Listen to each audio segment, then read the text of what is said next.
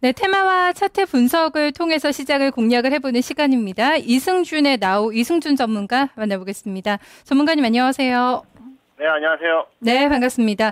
여전히 오늘도 보합입니다. 520선이 중심선이 되고 있고 코스피는 2000선을 중심으로 해서 오늘장도 큰 지수상의 변화는 포착이 되지 않고 있는데요. 네. 지수를 보면은 좀 답이 안 나오는 것 같습니다. 이런 장에서 수익 낼 수 있는 방법 좀 힌트, 팁을 주시죠. 네, 이런 장에서는 급하게 따라가는 매매보다는 눌림목을 기다려서 공략하는 이런 매매로 임하셔야지 수익을 좀 낼 수 있고요.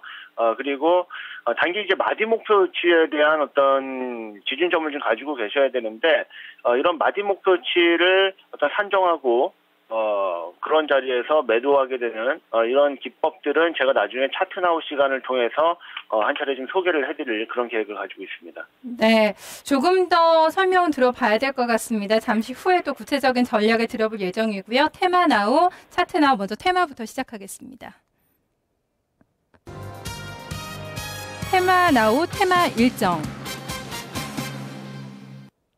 네, 테마 일정이라는 지금 타이틀이 나오고 있습니다. 어떤 부분들을 체크를 하고 또 종목들에 접근을 해야 되는지 조금 더 부연 설명을 들어보겠습니다. 전문가님 어떤 일정들이 좀 기다리고 있나요? 네, 일단 가까운 시간 안에 있는 그런 일정들만 먼저 좀 뽑아봤습니다. 오늘 화요일인데 제가 사실 어제 이제 그 일정에 관한 그런 내용들로 할까 하다가 여러 가지 사정에 의해서 오늘로 그걸 좀 미뤘는데 오늘 일단 화요일, 수요일, 오늘과 내일 있는 일정들과 거기에 따른 관련 종목들, 관련 테마들이 어떻게 움직일 수 있는지를 먼저 좀 살펴볼 텐데요.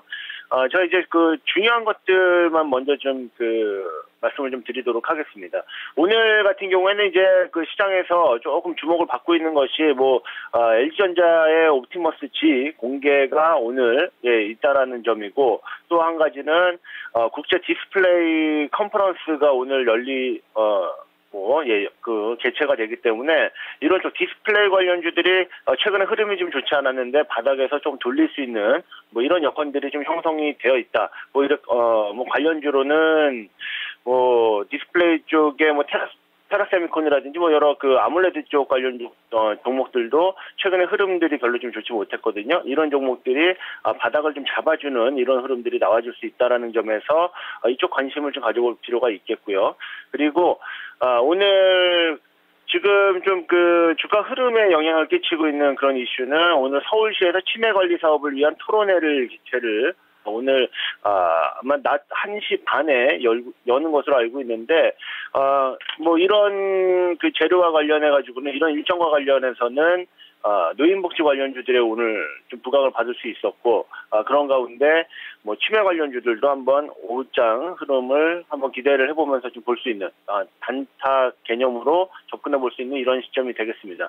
관련주들 한번 좀 흐름을 살펴보도록 하겠습니다. 오늘 가장 좀 좋은 흐름을 보이고 있는 것이 이제 바이오 스페이스인데 제가 얼마 전에 바이오 스페이스 같은 경우 추가 상승 구간대에서는 이제 분할 매도 관점에서 좀 접근하시라고 말씀드렸는데 현재 구간대에서 오늘 급등 흐름이 나오고 있지만 분할 매도 관점에서 좀 접근하시는 그런 전략이 좀 좋아 보이고요.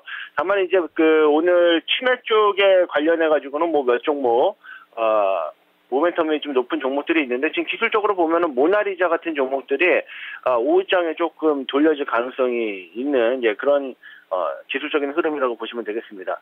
현재 구간대에서 오후에 만약에 이제 좀 좋은 모멘텀이 나온다라고 하면은 다시 한번 오늘의 고점을 넘기는 이런 흐름들이 나올 수 있기 때문에 현재 구간대에서 아주 오늘 하루간의 어떤 수익만 노리는 이런 단타 매매의 그런 대상으로는 현재 가능한 구간이다 이렇게 보고 있습니다. 네, 단기적으로 좀 접근을 얘기를 해주셨는데요. 워낙에 노인복지 이쪽에 대해서는 시장에 관심이 높기 때문에 좀 중기적으로 보고도 한번 좀 접근해볼 만한 종목이 있는지 모르겠습니다. 관련돼서 지금 안 가지고 계신 분들은 좀 접근하실 만한 종목이 있을까요? 네, 제가 이제 그동안 이들 종목들 말씀드릴 때 그래도 좀 중기적으로 접근할 때는 메디프론 같은 종목들이 좀 괜찮다라고 말씀을 드렸거든요.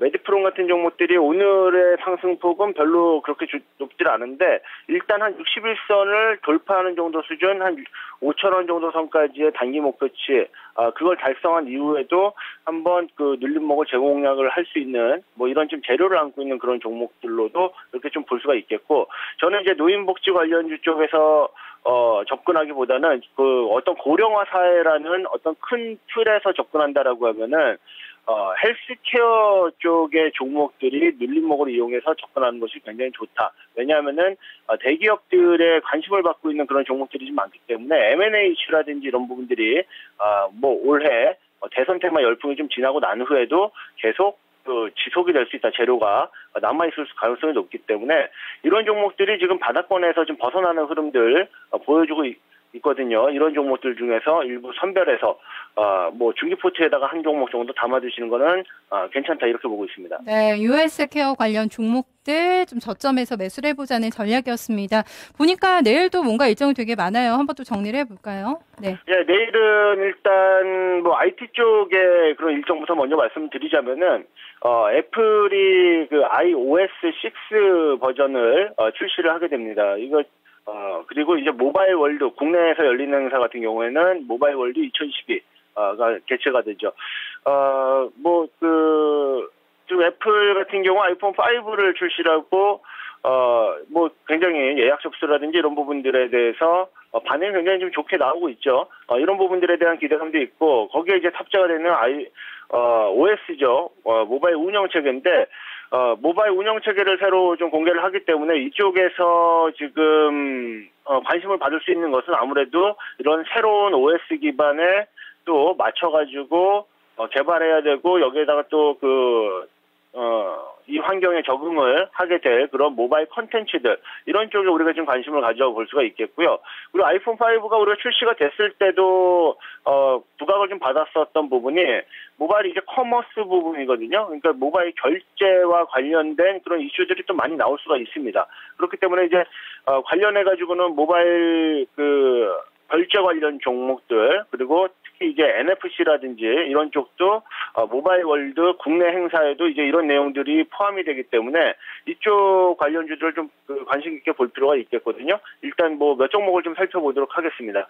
자, 기술적으로 지금 보게 되면은 일단 모바일 컨텐츠 관련 종목들은 대부분 이제 게임 쪽이라든지 이런 쪽이 많죠. 아니면은 음원이라든지, 뭐, 로엔 같은 종목들이 이제, 모바일 음원 쪽이 되겠고, 그리고, 뭐, 게임빌이라든지 컴투스 같은 종목들이, 이런 종목들이, 예, 현재 지금 볼 수 있는 그런 게임주들, 예, 모바일 게임에 강한 영역을 가지고 있는 그런 종목들이 되겠고요. 또 이제 KG 모빌리언스라든지 다날이라든지 이런 종목들이, 또 모바일 결제 쪽, 좀 좋고, 그리고 NFC 쪽은 여러분들이 많은 종목들이 있는데 NFC 쪽도 최근에 NFC 쪽에 나왔던 좀 뉴스 하나를 본다라고 하면은 EMW라는 종목이 있습니다. 예전에 제가 한번 소개를 해드렸고 수익을 한번 크게 냈었던 그런 종목이었는데, 이 종목 같은 경우에 이제 중국 저가 스마트폰을 제조하는 이런 중국 스마트폰 업체들의 NFC 안테나를 공급을 하게 됐다라는 그런 뉴스가 얼마 전에 좀 나왔거든요. 그렇다면은 중국의 그런 저가 스마트폰들이 시장 점유율을 좀 높여갈 것으로 예상이 되는 이런 시점에서 뭐 이런 NFC 관련 종목들 좀 폭넓게 한번 관심을 가져볼 필요가 있다. 이런 관점에서 좀 이쪽 모바일 섹터들을 정리를 좀 이렇게 좀 해드리겠습니다. 네, 내일 드디어 이제 안철수 원장의 또 기자회견이 예정이 되어 있습니다. 오늘 장에서도 관련된 종목들의 등락이 상당히 좀 크게 나오고 있는 상황인데요. 관련돼서는 어떻게 좀 흐름을 봐야 될까요? 네, 일단 안철수 관련주들의 흐름은 일단 이렇게 봐야겠죠. 안철수 인맥주들에 대한 리스크 관리는 제가 그동안 여러 차례 좀 말씀드렸습니다. 이번 확정이 된 거죠, 이제. 안철수 원장이 출마를 선언을 할지, 혹은 뭐 아름다운 양보식의 그런 형태라든지 여러 형태의 불출마 형태의 그런 거치 표명을 할지 이 여부가 내일 결정이 되죠. 지금 시장에서는 뭐 출마 쪽으로 가닥이 좀 잡힌 것이 아닌가. 사실상 출마 선언할 가능성이 높다. 뭐 이렇게 좀 보고 있지만 아직까지 결정된 것은 좀 없다라는 관점에서 일단 그 안철수 관련주들 같은 경우에는 오늘 약세 흐름을 좀 보이고 있는데 이 이면을 보면은 우리가 그 아무래도 불출마에 대한 리스크도 어느 정도 있다라는 관점과 출마를 선언한다라는 점이 호재일 수 있습니다. 물론 호재일 수 있는데 단기적으로는 또 재료 노출의 성격을 가지고 있기 때문에 여러 가지 흐름들로 봤을 때는 상승시마다 매물에 대한 또 어떤 차익 실현에 대한 그런 욕구가 굉장히 강해지는 구간이거든요.